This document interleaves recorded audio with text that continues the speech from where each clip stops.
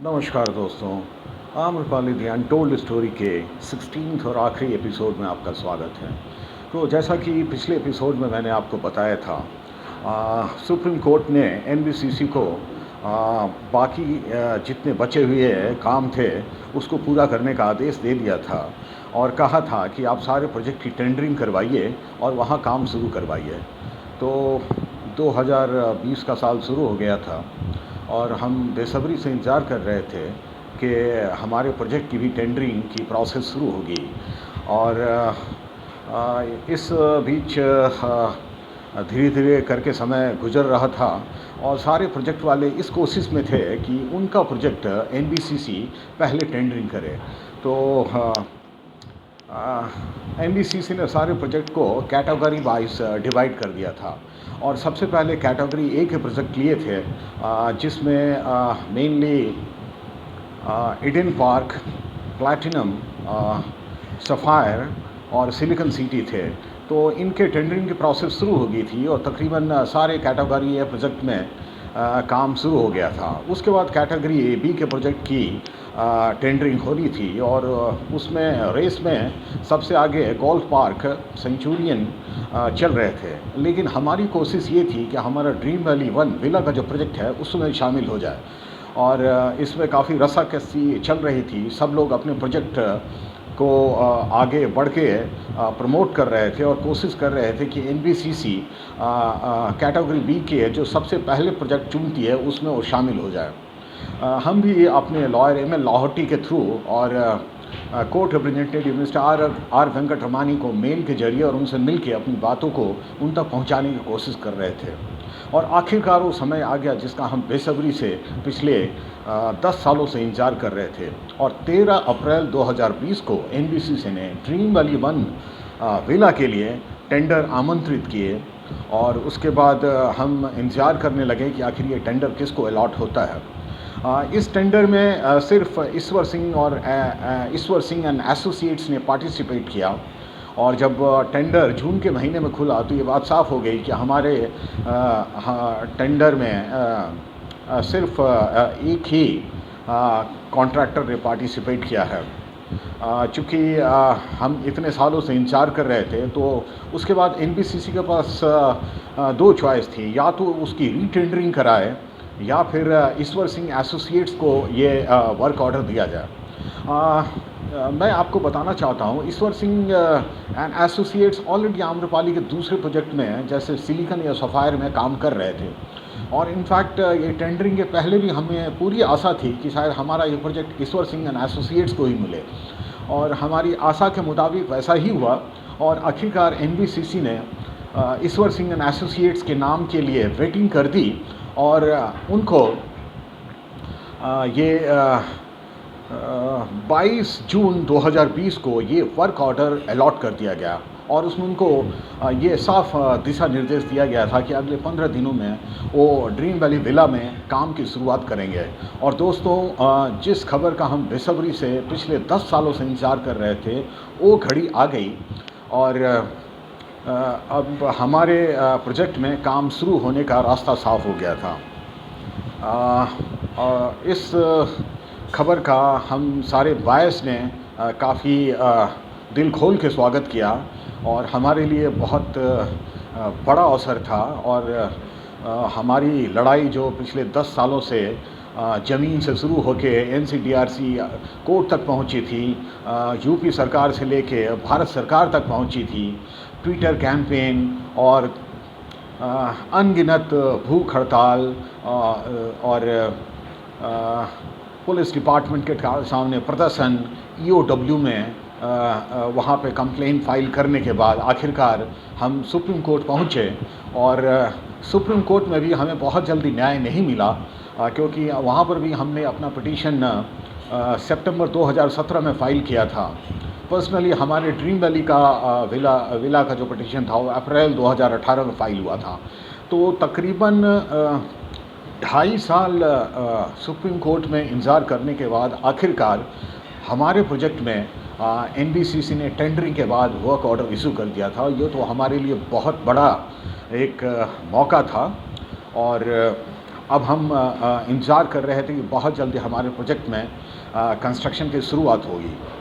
इसी बीच हमें एक बहुत अच्छी खबर मिली। आपको पता है कि आम्रपाली के पैसे के गबन से जो मामला था वो मॉर्गन स्टैनली कंपनी से भी जुड़ा हुआ था, और उन्होंने मॉर्गन स्टैनली को 140 करोड़ रुपए ट्रांसफ़र किए थे, जिस पे सुप्रीम कोर्ट का आदेश पिछले साल ही आया था कि जिसमें उन्होंने मॉर्गन स्टैनली को 140 करोड़ रुपये इंटरेस्ट के साथ वापस करने के लिए कहे थे। शुरू में मॉर्गन स्टैनली ने तो बहुत दलीलें दी और इस पूरे केस को मोड़ने की पूरी कोशिश की, मगर सुप्रीम कोर्ट के सामने उनकी नहीं चली, और सुप्रीम कोर्ट ने उन्हें वार्निंग दी कि यदि आप ये पैसे इंटरेस्ट के साथ कोर्ट में जमा नहीं करेंगे तो आपके खिलाफ बहुत कड़ी कार्रवाई की जाएगी। और मॉर्गन स्टैनली ने इसका संज्ञान लिया और 140 करोड़ जो उन्होंने आम्रपाली से लिए थे और उसके ऊपर 47 करोड़ उसका इंटरेस्ट, यानी टोटल 187 करोड़ उन्होंने सुप्रीम कोर्ट का जो यूको बैंक था उसमें जमा कराया। तो ये हमारे लिए बहुत खुशी की बात थी दोस्तों, क्योंकि ये सारा प्रोजेक्ट जो है पैसे के अभाव में रुका हुआ था। और एक तो हमारे प्रोजेक्ट में वर्क ऑर्डर इशू हो गया था और मॉर्गन स्टैनली ने 187 करोड़ जमा किए थे। ये हमारे लिए बहुत खुशी की बात थी। और एक और जो खबर हमारे लिए बहुत अच्छी थी, पहले वो ये था कि पहले सुप्रीम कोर्ट ने आम्रपाली के सारे एसेट्स को बेचने की जिम्मेवारी डेप्ट रिकवरी ट्रिब्यूनल यानी DRT को सौंपी थी। और ये ऑर्डर हालांकि उन्होंने अप्रैल 2018 में ही किया था, मगर उसके बाद से DRT ने ऐसी कोई भी कार्रवाई नहीं की थी जिससे आम्रपाली के प्रोजेक्ट को ऑक्शन करने में सहायता मिले। कागजी कार्रवाई के सिवाय कुछ नहीं हुआ था, जबकि आम्रपाली के टोटल एसेट्स जो थे वो 5,500 करोड़ के थे। उस हिसाब से 20-30 करोड़ के सिवाय और कोई भी पैसे जमा नहीं हो पाए थे। कोर्ट ने DRT को कई बार इसके बारे में डायरेक्शन भी दिए थे कि आपकी जो प्रोसेस है वो काफ़ी स्लो है, और ये सारी की सारी जो काम शुरू होने की प्रक्रिया है वो इस चीज़ पे डिपेंड करता है कि आप जो है आम्रपाली के सारे एसेट्स को ऑक्शन करेंगे। मगर अभी तक जैसा आपका रवैया रहा है इससे हमें बहुत ज़्यादा कॉन्फिडेंस नहीं मिल रहा है। और आखिरकार 2019 में उन्होंने ये आम्रपाली के सारे एसेट्स को ऑक्शन करने का काम सरकारी संस्थान MSTS को दे दिया। और दोस्तों मैं बताऊं, MSTS एक काफ़ी इफ़ेक्टिव और काफ़ी रिप्यूटेड संस्था है। और MSTC ने सुप्रीम कोर्ट को बताया कि ठीक है, वो सुप्रीम कोर्ट के इस फैसले का स्वागत करते हैं और ये सारे आम्रपाली के जितने एसेट्स हैं या उससे जुड़े हुए कागजात हैं उसका वो गहन अध्ययन करेंगे और उसके बाद इसको बेचने की प्रक्रिया शुरू करेंगे। और MSTC ने सुप्रीम कोर्ट के आदेश के बाद अपना एक शेड्यूल बनाया और उस शेड्यूल के हिसाब से उन्होंने आम्रपाली के सारे एसेट्स को बेचने की कार्रवाई शुरू की। तो ये हमारे लिए बहुत अच्छी खबर थी, क्योंकि DRT पिछले 1.5 सालों में कुछ नहीं कर पाया था और MSTS की जैसी रेपुटेशन थी और जैसा सुप्रीम कोर्ट का रवैया था, हमें आशा थी कि आने वाले टाइम में MSTC आम्रपाली के सारे एसेट्स को बेचकर पैसा उगाहने का काम करेगा। तो ये सारी खबरें हमारे लिए काफ़ी अच्छी थी। एक तो NBCC ने हमारे प्रोजेक्ट के लिए वर्क ऑर्डर इशू कर दिया था, मॉर्गन स्टैनली से 187 करोड़ रुपये आ गए थे और सुप्रीम कोर्ट ने आम्रपाली के सारे एसेट्स को बेचने की जिम्मेवारी MSTS को दी थी। तो दोस्तों आखिरकार 10 साल के बाद चीज़ें काफ़ी सकारात्मक हो गई थी और पहली बार हमें ऐसा लग रहा था कि हमारे सपनों के घर मिलने में रास्ता जो है अब आसान हो गया है। दोस्तों ये सफ़र बहुत लंबा था।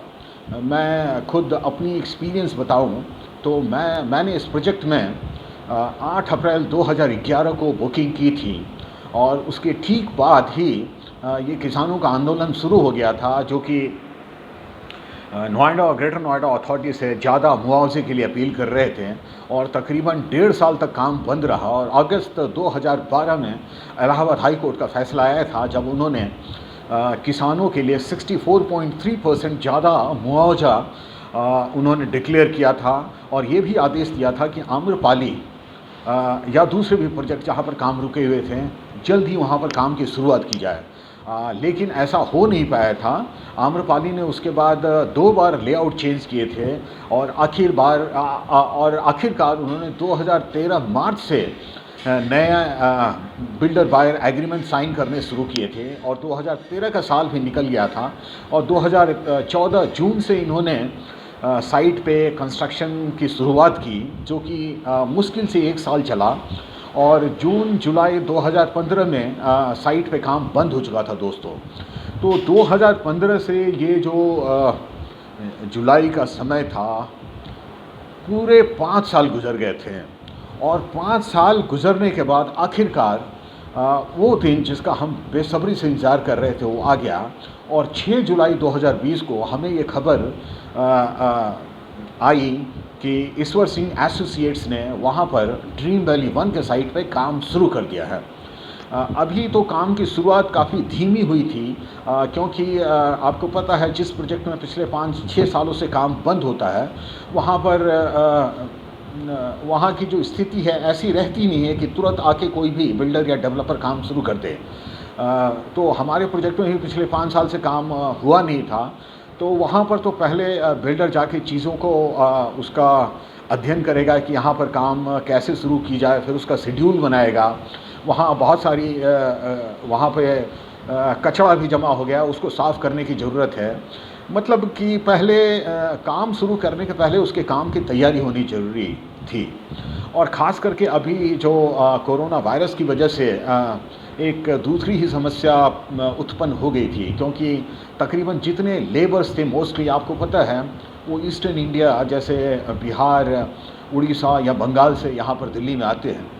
तो ये कोरोना वायरस की वजह से मार्च में जब से प्राइम मिनिस्टर मोदी ने लॉकडाउन अनाउंस किया, उसके बाद से ही इनका पलायन शुरू हो गया था और तकरीबन सारे के सारे जो लेबर्स थे वो दिल्ली या एनसीआर क्षेत्र से घर वापस जा चुके थे और यहाँ पे जो लोकल लेबर्स हैं उनकी अवेलेबिलिटी बहुत कम थी। इन सब चीज़ों की वजह से हमारे प्रोजेक्ट में जो है काम की शुरुआत काफ़ी रफ्तार में शुरू होने में अभी समय लगता था। लेकिन जैसा कि एनबीसीसी के साथ एग्रीमेंट ईश्वर सिंह एसोसिएट्स ने साइन किया था, जब 22 जून 2020 को उन्हें वर्क ऑर्डर अनाउंस हुआ था, उसमें ये साफ लिखा हुआ था कि अगले 15 दिनों में वो साइट पे काम की शुरुआत करेंगे। और उसी ऑर्डर के हिसाब से उन्होंने 6 जुलाई 2020 को वहाँ पे साइट पे काम की शुरुआत कर दी और रोज़ ही हमें अच्छी खबर मिलने लगी। और ऐसी खबर सुनने के बाद जो बायस पिछले 5 सालों से साइट पे काम शुरू होने का इंतज़ार कर रहे थे, तकरीबन रोज़ ही वहाँ उनमें से कोई ना कोई वहाँ पर साइट पे जाने लगा और वहाँ पे जो कंस्ट्रक्शन की कार्रवाई हो रही थी उसके फ़ोटोग्राफ्स वगैरह वो व्हाट्सएप ग्रुप पे डालने लगे। तो अब ये सारे बायर्स को पता चल गया था कि हमारे साइट पे काम की शुरुआत हो गई है। तो दोस्तों, ये जो एनबीसीसी ने वर्क ऑर्डर इशू किया है उसके हिसाब से ईश्वर सिंह एंड एसोसिएट्स को 12 महीने से 18 महीने के अंदर ये सारे प्रोजेक्ट डिलीवर करने हैं। क्योंकि प्रोजेक्ट डिलीवर ना करने की सूरत में उन्होंने हैवी पेनाल्टी का भी प्रावधान रखा है। तो दोस्तों, जैसी कि उम्मीद है और जैसा कि हम डेवलपर का ट्रैक रिकॉर्ड देख रहे हैं, हमें पूरी उम्मीद है कि 2021 जून जुलाई से वहाँ पे डिलीवरी की कार्रवाई पूरी हो जाएगी और 2021 के अंत तक सारे यूनिट्स डिलीवर किए जाएंगे। और होपफुली कि अब आम्रपाली बिल्डर यहाँ पे सीन पे नहीं है और ये सारे जो प्रोजेक्ट्स हैं उसकी जो ओनरशिप है वो कोर्ट रजिस्टर मिस्टर आर वेंकटरमानी के पास है। तो ये प्रोजेक्ट शुरू होने के बाद वो नेचुरली इसकी जो सारी राइट है और इसकी सारी मेंटेनेंस के जो अधिकार है हमारे RWA को सौंप देंगे। तो इसके बाद ये इस प्रोजेक्ट को आगे और बढ़ाने की और इस प्रोजेक्ट से संबंधित और जितनी भी फैसिलिटी हम क्रिएट करना चाहते हैं उसकी जिम्मेवारी सिर्फ हमारी रहेगी। क्योंकि आपको पता होना चाहिए कि जब ये प्रोजेक्ट 2011 में लॉन्च किया गया था तो उस समय आम्रपाली ने बहुत सारे वायदे किए थे। उन वायदों में ये था कि ये सारे के सारे जो विलास हैं उनको फर्निश्ड करके डिलीवर किया जाएगा। मतलब फर्निशिंग के नाम पे वहाँ पे सारी इलेक्ट्रिकल फिटिंग थी, सारी प्लम्बिंग की फिटिंग थी और वहाँ पे पूरा एयर कंडीशनड और सिक्योरिटी कैमरे के साथ बहुत सारे उन्होंने फीचर्स प्रॉमिस किए थे। तो अब ऐसा लगता तो नहीं है कि अब ये जो हमारे घर मिलेंगे उसमें ये के सारे फीचर्स होंगे।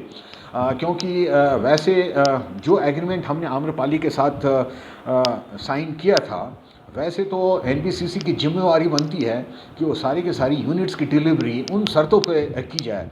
मगर यदि इसका प्रैक्टिकल साइड देखा जाए तो ये शायद संभव नहीं होगा।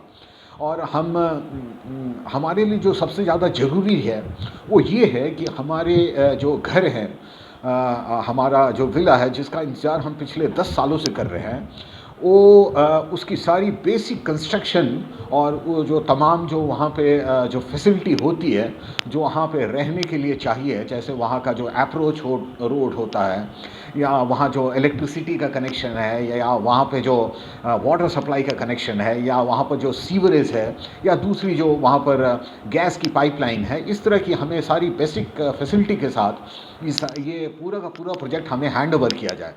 और यहाँ पे हमारे 350 जो लोग हैं वो काफ़ी अलग अलग क्षेत्रों से आते हैं, काफ़ी एक्सपीरियंस्ड हैं और काफ़ी गुणी हैं और काफ़ी स्किलफुल हैं। और हमें पूरी उम्मीद है कि जब एक बार हम सारे लोग इस प्रोजेक्ट में रहना शुरू कर देंगे तो हम अपनी कंबाइंड जो हमारी नॉलेज है और रिसोर्सेज है उसका उपयोग करके आम्रपाली ने जितने फीचर्स यहाँ प्रॉमिस किए थे हमें पूरी उम्मीद है कि हम उससे भी बढ़ चढ़ के बेहतर फैसिलिटी यहाँ पर क्रिएट करेंगे। और हम ये आम्रपाली ड्रीम वैली 1 को एक मॉडल कॉलोनी बनाएंगे और एक ऐसी कॉलोनी बनाएंगे जो कि एक मिसाल बन जाए। तो दोस्तों ये सफ़र बहुत लंबा था, पूरे 10 साल का सफ़र था। और मैं आपको बताऊं बीच में कई बार एक ऐसे मौके आए जब हम हतोत्साहित हो गए और सामने जो हमारे रास्ता था बिल्कुल बंद नज़र आ रहा था, लेकिन हमने अपनी हिम्मत नहीं छोड़ी और हम डटे रहे क्योंकि हमें पूरी आशा थी कि एक न एक दिन हमें न्याय ज़रूर मिलेगा। और आखिरकार वो दिन आ गया और हमारे प्रोजेक्ट में 10 सालों के बाद काम शुरू हो गया। तो मैं अपने उन सारे साथियों को बधाई देना चाहूँगा जिन्होंने मेरा साथ दिया और हमारे साथ डट के ज़मीनी लड़ाई लड़ी या कोर्ट में हमारे साथ आके रिट पिटीशन फाइल करने में हमारा सहयोग दिया। शायद हमारे इन दोस्तों की मदद के बिना ये रास्ता तय करना संभव नहीं हो पाता। तो आखिरकार ये हम सारे लोगों की मिली जुली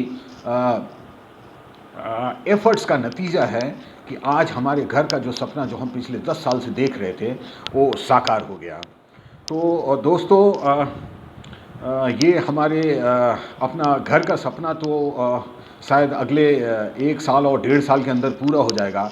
मगर जो सबसे बड़ी बात ये है कि मैं इस माध्यम से आपको बताना चाहूँगा कि वैसे ये हमारी अपने घर की लड़ाई तो शायद अपनी आखिरी मंजिल पे पहुंच गई है और हमें अब बहुत ज़्यादा कुछ करने की ज़रूरत नहीं है, क्योंकि ये हमारे पिछले 10 साल की संघर्ष का ही नतीजा है कि आखिरकार सुप्रीम कोर्ट ने हमारे प्रोजेक्ट में काम शुरू करने का आदेश दिया और अब काम शुरू हो गया, उसकी सारी प्रक्रिया शुरू हो चुकी है और ये समय केवल एक समय की बात है कि हम अपने घर में जा सकेंगे।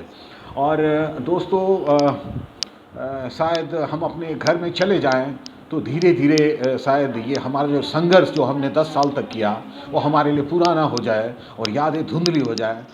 लेकिन मेरे लिए वो संघर्ष हमेशा ताज़ा रहेगा। उससे जुड़ी हुई सारी चीज़ें जो हैं वो एक यादगार बन के रहेंगी।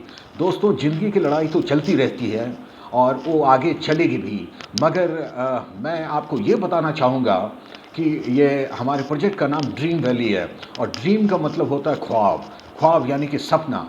तो आप मेरी आपसे सिर्फ यही विनती है कि यदि ज़िंदगी में आप कोई सपने देखें तो उन सपनों को कभी मरने नहीं देना, क्योंकि जब आपके सपने मर जाते हैं तो आप मर जाते हैं।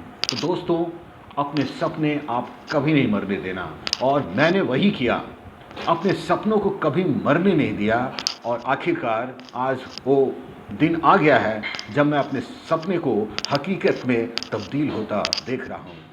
Namaskar dosto, thank you very much for listening to me, and we come to the end of this 16 episode Amrapali, the untold story. So thank you very much, take care and goodbye.